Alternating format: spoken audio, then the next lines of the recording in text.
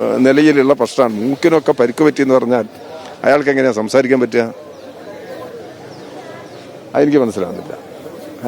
നമുക്കൊക്കെ എല്ല് പൊട്ടിയാൽ എങ്ങനെ സംസാരിക്കാൻ പറ്റുന്നത്?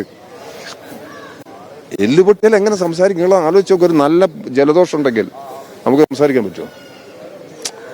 ഞാൻ പോട്ടെ, ഞാൻ അതിനെക്കുറിച്ചൊന്നും പറയാൻ നിൽക്കുന്നില്ല. നമുക്ക് വേറെ ഒന്നും ബന്ധപ്പെട്ടുകൊണ്ടേ കോൺഗ്രസ് 5 ദിവസത്തിനുള്ളിൽ നടപടി എടുത്തില്ലെങ്കിൽ ശക്തമായ സമരത്തിലോട്ട് പോകും. പോലീസിനെ ഭീഷണിപ്പെടുത്തുന്നു. ഇ.പി. ജയരാജൻ അടക്കമുള്ള നേതാക്കൾ ഭീഷണിപ്പെടുത്തുകയാണ്. ഒരു ഭീഷണി ഞങ്ങളെ ഭാഗത്തുനിന്നില്ല.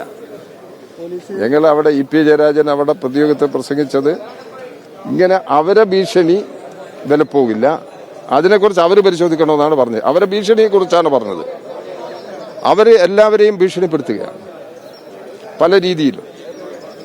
എന്ത് കാര്യത്തിന്?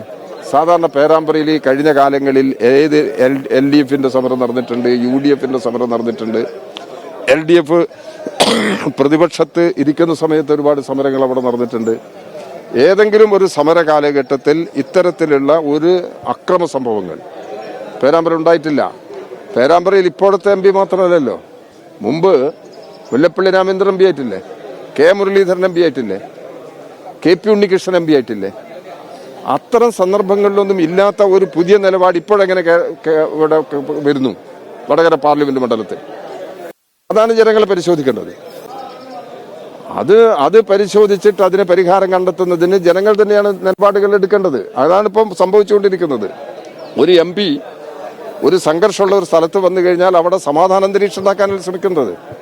ആ സംഘർഷം മൂർച്ഛിപ്പിക്കുന്നതിന് സഹായകരമായ നിലപാടല്ലല്ലോ സ്വീകരിക്കേണ്ടത്.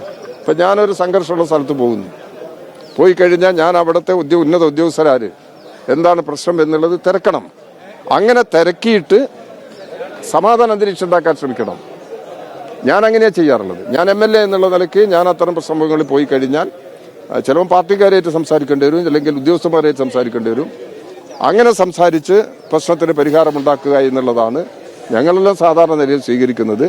അതിന് വ്യത്യസ്തമായ നിലയിലുള്ള പ്രശ്നമാണ്. മൂക്കിനൊക്കെ പരിക്ക് പറ്റിയെന്ന് പറഞ്ഞാൽ അയാൾക്ക് എങ്ങനെയാണ് സംസാരിക്കാൻ പറ്റുക? അതെനിക്ക് മനസ്സിലാവുന്നില്ല. നമുക്കൊക്കെ എല്ല് പൊട്ടിയാൽ എങ്ങനെ സംസാരിക്കാൻ പറ്റുന്നത്? എല്ല് പൊട്ടിയാൽ എങ്ങനെ സംസാരിക്കും? നിങ്ങൾ ആലോചിച്ച് നോക്ക്. ഒരു നല്ല ജലദോഷം ഉണ്ടെങ്കിൽ നമുക്ക് സംസാരിക്കാൻ പറ്റുമോ?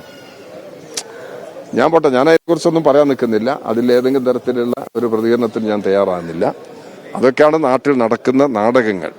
അത് നമ്മൾ തിരിച്ചറിയേണ്ടതുണ്ട്. പേരാമ്പ്രയിൽ വെറുതെ വാട്സപ്പ് മെസ്സേജ്, പിന്നെ ഫേസ്ബുക്ക് പോസ്റ്റ്, ഇതിലൂടെയെല്ലാം നിരപരാധികളെ നിരന്തരമായിട്ട് ഭീഷണിപ്പെടുത്തുകയാണ്.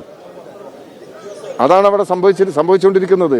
അതവർ നിർത്തണം. ഞാൻ അവിടെ പൊതുയോഗത്തിൽ പറഞ്ഞു, ഈ രീതിയിലുള്ള തെറ്റായ പ്രചാരവേല അവരാണ് നിർത്തേണ്ടത്. അവരാണ് ഭീഷണിപ്പെടുത്തുന്നത്. ആ ഭീഷണിയാണ് അവർ അവസാനിപ്പിക്കേണ്ടത്. എന്നിട്ട് സമാധാന അന്തരീക്ഷത്തിലേക്ക് പോവുക. സമാധാന അന്തരീക്ഷത്തിന് തടസ്സമായി നിൽക്കുന്നത് അവരാണ്, നമ്മളല്ല. അത് മതിയെന്ന് പിന്നെ നമുക്ക് ഇനിയുണ്ടല്ലേ, ഇതൊന്നും ഇതിനകത്ത് പറയല്ലേ.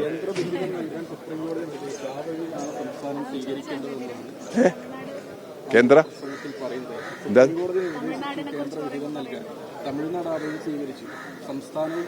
സംസ്ഥാന കോടതിയുടെ മുമ്പിൽ കേസില്ലേ സംസ്ഥാനത്തിന്റെ? കേരളത്തിന് അർഹതപ്പെട്ട ആനുകൂല്യങ്ങൾ കേന്ദ്ര ഗവൺമെന്റ് നൽകാത്തതിനെ സംബന്ധിച്ച് സുപ്രീം കോടതിയിൽ പോയത് സ്റ്റേറ്റ് ഗവൺമെന്റ് അല്ലേ? ആ കേസ് സുപ്രീം കോടതിയിൽ നിൽക്കുകയാണ് ചെയ്യുന്നത്. അപ്പോൾ അങ്ങനെ എല്ലാ ശ്രമങ്ങളും നടക്കണം. പക്ഷെ ഇവിടെ പണം കിട്ടിയിട്ടില്ലെങ്കിൽ കാര്യങ്ങൾ മുമ്പോട്ട് പോകണ്ടേ? ഇതാണ് പ്രശ്നം. കേരളത്തിൽ എത്ര മാറ്റം ഉണ്ടായിക്കൊണ്ടിരിക്കുന്നത്. പാതി ദാരിദ്ര്യമുക്തമായിട്ട് പ്രഖ്യാപിക്കുകയാണ്. നവകേരളത്തിന്റെ ഭാവി പ്രവർത്തനങ്ങൾ മുമ്പോട്ട് പോകേണ്ടതുണ്ട്. ഈ കാര്യങ്ങളെല്ലാം ചെയ്യണ്ടേ? കേന്ദ്രത്തിന്റെ സഹായം കിട്ടണം. കേന്ദ്രത്തിന്റെ സഹായത്തിന് വേണ്ടി തുടർച്ചയായി കേന്ദ്രത്തിൽ ഇടപെടുക എന്ന് തന്നെയാണ് കേരളത്തിലെ ഗവൺമെന്റ് സ്വീകരിക്കുന്ന നിലപാട്. അത് മുഖ്യമന്ത്രി തന്നെ വ്യക്തമാക്കിയിട്ടുണ്ടല്ലോ. അല്ല, CPM ഞങ്ങൾ ചർച്ച ചെയ്യും.